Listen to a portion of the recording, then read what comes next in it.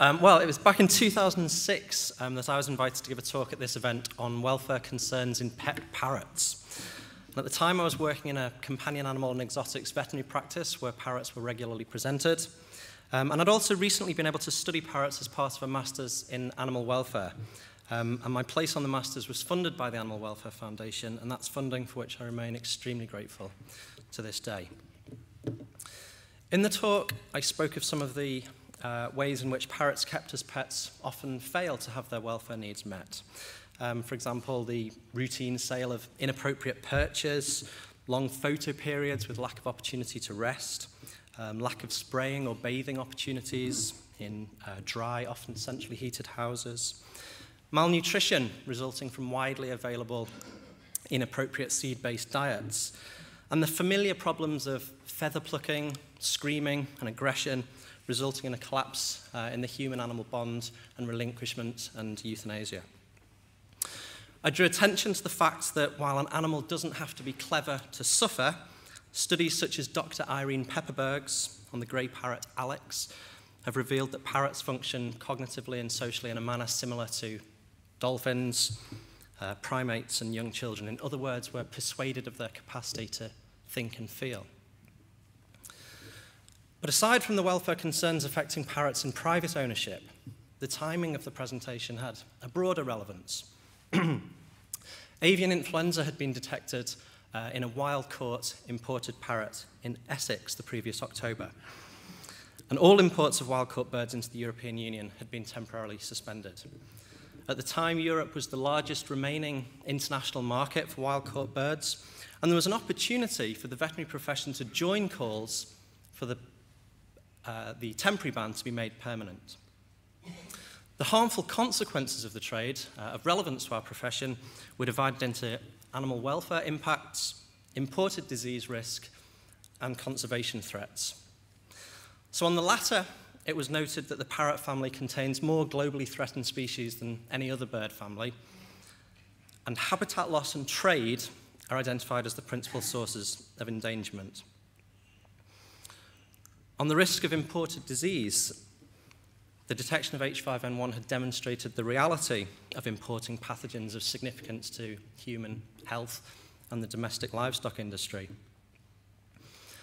And harms to animal welfare were demonstrated throughout the supply chain, from capture through to acquisition as a pet and beyond. Capture methods included spring-loaded netting of birds attracted to tethered call birds, and the use of bird lime, an adhesive applied to branches to stick to the bird's feathers when they're light. The birds were collected, handled crudely, and packed into transportation crates, similar to those you can see. The next stage in the chain was the dealers, who travelled from village to village collecting birds for sale to exporters. Trappers, dealers, and exporters held the birds at facilities awaiting the next stage in the chain, where there was little or no knowledge or resource around minimum standards for husbandry and animal welfare. So conditions in the exporting countries led to pre-export mortality figures of around 40 to 66%, based on the available evidence, attributable to poor handling, inadequate provision of food and water, hypothermia, inadequate ventilation, infectious disease outbreaks, aggression, and so on. More birds then died during international transport and quarantine, the next two stages in the supply chain, with DEFRA figures of between 1 and 12%. And finally, the birds were received by a small number of large importing companies, again held at holding facilities, before being distributed to pet retailers. So before arriving at pet shops, approximately 6 out of 10 wild-caught parrots were estimated to have died. And I quoted from a local veterinary inspector responsible for an avian quarantine facility who had written to Veterinary Times just a month before my presentation. And these are his words.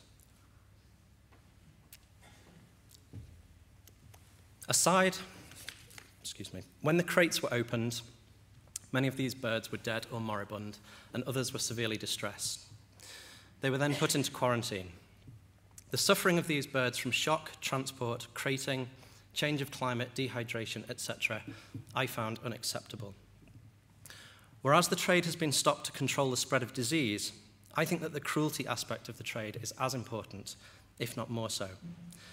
Even when they were released from quarantine, the suffering did not end. Sure, some went to well-run aviaries, but many were incarcerated in cages in private dwellings to satisfy the whims of the owners. So without undervaluing the importance of companion animals, all of this was justified for the sake of human interest and pleasure, when responsible captive breeding could provide animals of known disease status that did not threaten wild populations and that were better adjusted to a life under human care. The US had banned all imports of wild-caught birds in 1992 with its Wild Bird Conservation Act, and research published in the Journal of Conservation Biology had demonstrated that illegal trade dropped significantly in the years following the legislation. My presentation and the ensuing discussion fed into ongoing debate on this issue, which had been covered at BVA Council a month before. Deliberations continued, and on the 25th of July 2006, BVA launched a petition calling for the temporary ban to be made permanent because of concerns for the welfare of the birds during capture and transport. 3 months later, the Federation of Veterinarians of Europe adopted the BVA position, supporting the call for a permanent ban due to, quote, the appalling welfare standards from capture to quarantine and the unacceptably high mortality rates recorded. Then, during the final stages of a campaign, which for the Royal Society for the Protection of Birds had lasted for 20 years, there then began a period of intense lobbying, during which the veterinary profession's position was communicated at a series of meetings in Europe. These began with DG Sanko and DG Environment in November at the European Commission, followed by a presentation at the meeting of the Intergroup on Welfare and Conservation of Animals at the European Parliament.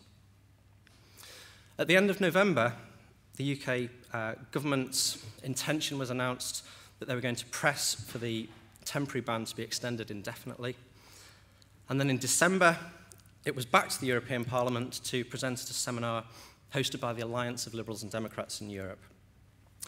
I was early for this meeting, unusually, and had the inspirational pleasure of seeing a small group of free-living ring-necked parakeets in the adjacent parkland. Christmas and New Year were nerve-wracking on a par with finals, and then on January the 11th, 2007, the EU agreed a permanent ban on the import of wild-caught birds with exemptions for conservation programs and scientific research. The following issue of the World Parrot Trust magazine carried the front cover story, "Fly Free Forever," and in a timeline of the campaign's milestones, beginning in 1989, July 2006 was marked as British Vets Back Ban. As well as benefiting birds, the outcome taught me a number of early lessons. First, the value of Europe-wide approaches to Europe-wide issues. Second, the value of meaningful collaboration to achieve animal welfare outcomes. You saw the organisations that we worked with. Third, that change is possible, even in the face of significant commercial interest, and that the veterinary profession can fulfil its role, self-stated and expected by the public, as a leading advocate for animal welfare. And finally, the value of informed discussion, for which this event, as will be evidenced in the following 3 presentations, has become so highly regarded. Thank you.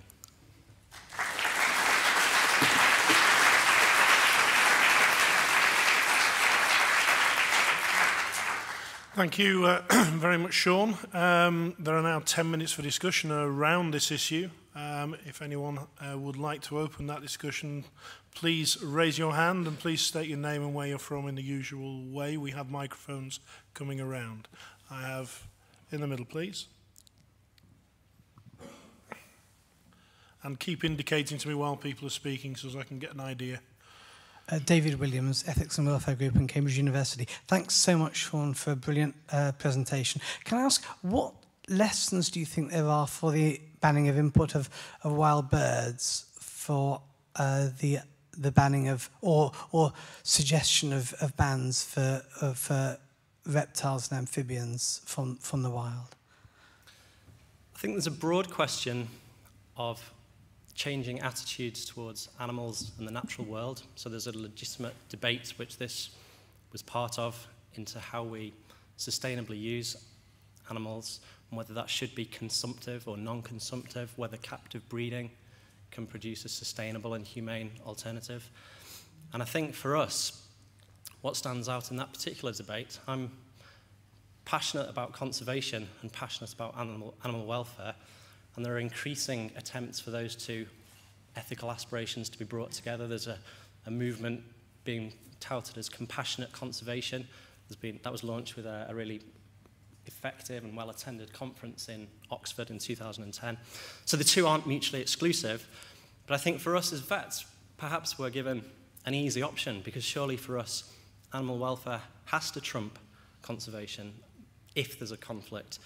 That's maybe a contentious comment, I don't know, but in this case, if a strong conservation argument was demonstrated, but a compelling cost to the welfare of the individual animals, then surely we have to take the side of the option that still lets people enjoy pet keeping, conduct meaningful conservation using animals, but that takes the animal welfare guided approach. Would be my thought. Thank you, Sean. And Adi. Thank you very much. Adi Nell from the Society of Practicing Veterinary Surgeons.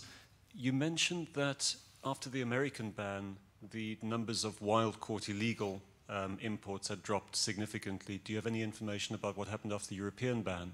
And as a follow-on from that, for vets in practice, is there any way that you can tell the provenance of a bird that's presented to you?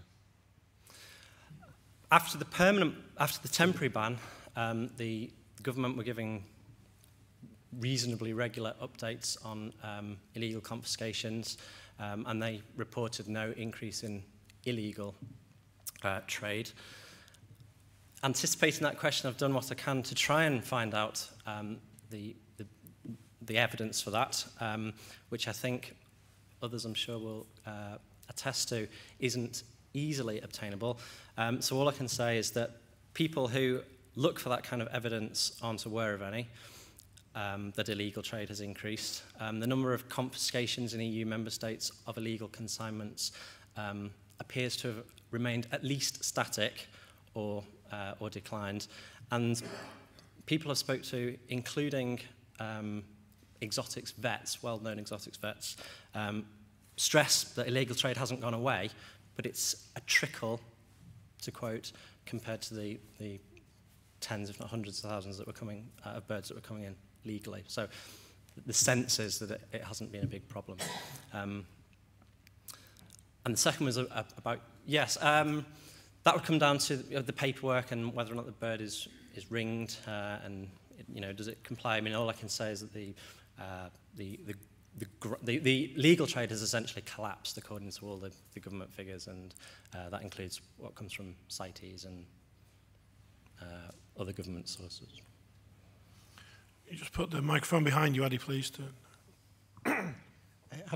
Hello, yep, Douglas Palmer from BVA. I just wondered, to what degree do you think the temporary ban influenced achieving the permanent ban thereafter? I think it was completely influential because there were, hopefully, as you're persuaded, compelling conservation, species survival, and animal welfare arguments, which, as I said, in the case of RSPB, looking at it through the lens of species survival, had been running for 20 years. And the answer was always no such ban could be possible. It was deemed not to be feasible, unimplementable, no political will to do it. So I guess the other lesson, actually, it taught me, which I could have included at the end, is the power of human-focused arguments. So as soon as there was this now very real threat to human health and the domestic livestock industry, suddenly it was banned overnight. And then that threat, that disease risk threat, just became the third prong alongside animal welfare and conservation. I think the three then came together. But yeah, I guess finding the human interest angle wherever we're trying to motivate behaviour change was another really strong, clear message out of this. Peter Scott.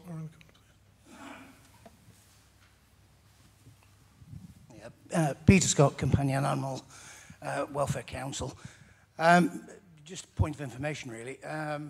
DEFRA currently have a project ongoing looking at illegal imports, ironically led by Dr. Parrott. But he's seriously looking at the numbers right across Europe and not just on parrots. There is obviously concern about illegal imports. By repute within the trade, there are quite a lot of illegal imports coming in through Eastern Europe. The trade is quite active. There are lots, well, as you alluded, there are no easy ways of telling what's a legal bird, what isn't, because presence of a ring is indicative that it's been bred in captivity, but it's by no means absolute proof. And absence of a ring is no proof of nothing at all.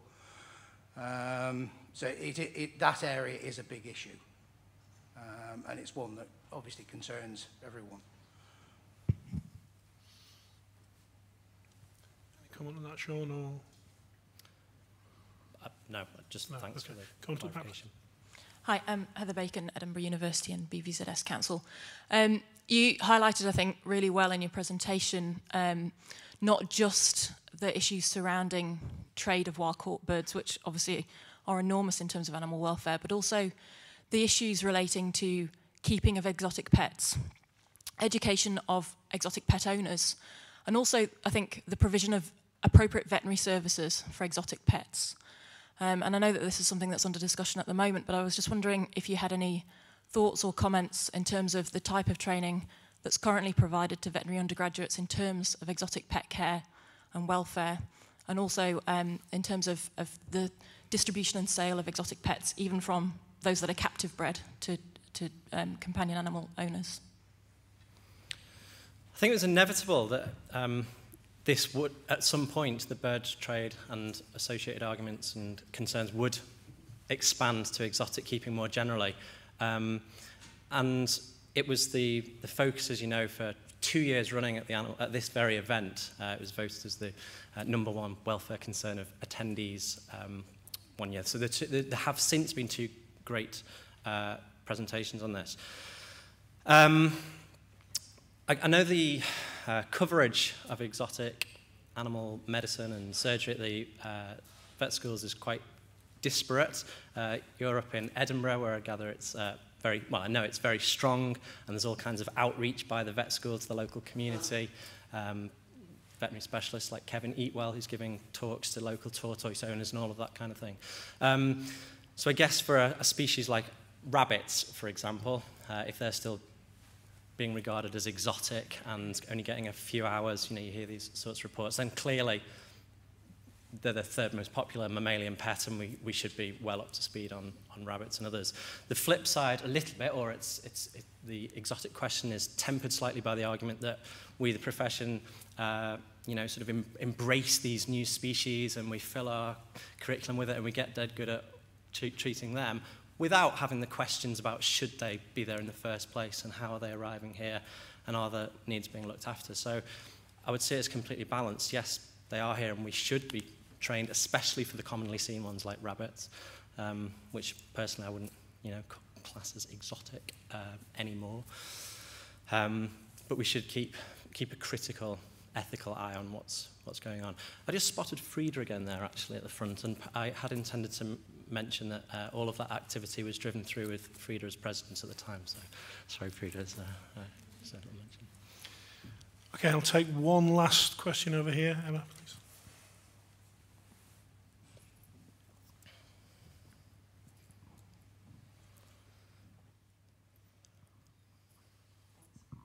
Emma Milne, AWF trustee. You know how much I love you, Sean. I think you're amazing. And I'm really going to horribly put you on the spot now. Oh, yeah. I wondered what your personal view was on whether these animals should be kept as pets. And I think most people would take a common sense approach that we wouldn't class rabbits as exotic anymore. And they are also a species that lives native in our country. But when we're talking about things like bearded dragons, reptiles, amphibians, some of the more, the tropical fish, but also the marine fish and so on, Personally, I don't think they should be kept, and then it would kind of go back to whether we need massive education in a veterinary system where students struggle to learn the stuff we already need to. I wondered what your personal view was. Sorry. Ooh, personal view. Okay, so I think when you follow this debate and the way it has reignited recently over exotics more widely than birds, definitions are really important. So it's easy to read top lines or a little paragraph and think that's not what my worldview is all about. But to be clear what the definition of an exotic is, whether we're talking about welfare in trade or welfare in private husbandry, whether or not we're talking about a ban, is that a ban on trade, which I personally would support, obviously in cases like this, or a ban on keeping a species per se. And so on that, a ban on keeping species per se, my personal approach would be that we have the legislation in place, the Animal Welfare Act, which says the 5 welfare needs need to be met, whatever's kept. So taking a slightly, if you like, naive or idealistic view, if that legislation is upheld, then as far as I can see, almost by definition, they've got a healthy and happy life if their 5 needs are met. And every reptile keeper should be doing that. If it's then demonstrated that just in no circumstances, as far as anyone can tell, or in such limited circumstances, maybe based on RSPCA testament or the veterinary profession's testament, that there are just some species that just never have their welfare needs met, as far as we can tell. That just on balance of probability, it's just so unlikely that that species ever has its, some significant part of its needs met. Then maybe that, to me, would be the strongest case for singling that species or group out as agreed by everyone, hopefully, that they're not being met. We know that rabbits, for example, to go back to them, currently are frequently failing to have many of their welfare needs met. So the argument would go back, as people frequently do, let's not keep rabbits then. I guess we keep plugging away with education and keeping a pragmatic view, and if it's still the case that X years down the line, rabbits are still suffering horribly, then maybe there's an argument that we shouldn't be keeping rabbits and there's an alternative pet. But that would be my approach to the question.